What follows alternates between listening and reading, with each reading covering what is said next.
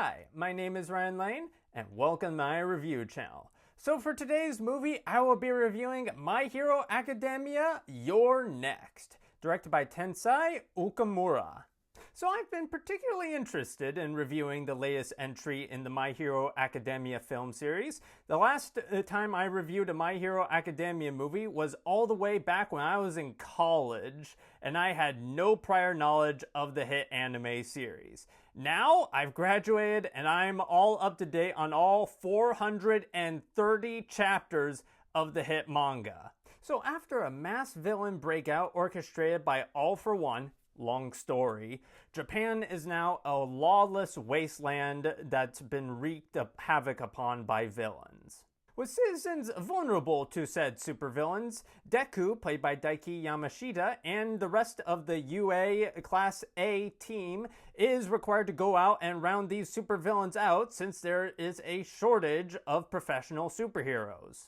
Unfortunately, their already tenuous grasp of a deteriorating situation is completely demolished by the arrival of a mysterious figure who claims to be All Might's successor. Seeming to have taken away all the wrong lessons from All Might, this mysterious figure seeks to make Japan great again, not his exact words, with the help of the Gorini crime family and his niece Anna, played by Meru Nukumi. So, understandably not happy with this situation, Deku and his fellow heroes team up with the mysterious Giulio, played by Mamoru Miyano, to defeat this wannabe All Might.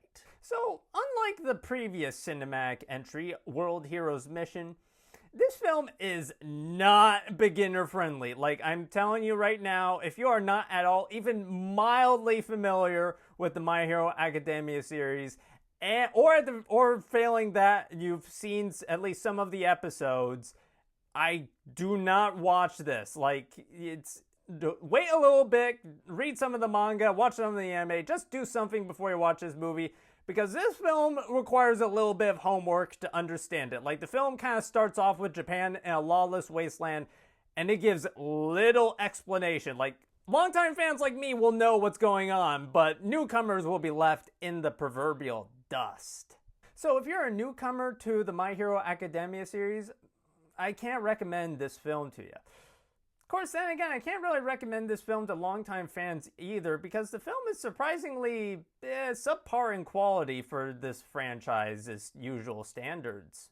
Anime films like these can't substantially change or interfere with the hit anime series from which they are derived. So they have to compensate for this by creating, as Bakugo states at one point, cool side characters. This isn't to say that the film doesn't have cool side characters.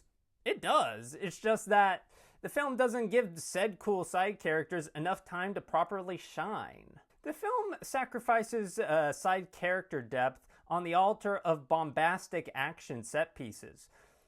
And this is a shame, because when the film does take the time to focus on side characters like Giulio, the film is pretty solid. I mean, there's one creative dream sequence that fleshes out a character's backstory. I was like, okay, this is cool. It's compelling, it's creatively animated. I like this. More, please. Nowhere is this issue more apparent than with the wannabe All Might character. I mean, he's basically, All Might if he learned all the wrong lessons about how to be a hero.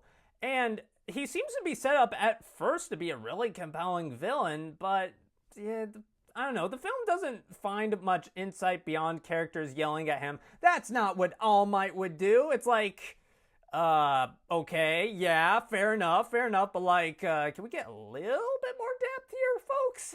And then, of course, there's the usual action anime tropes, including, but not limited to, overextended action set pieces.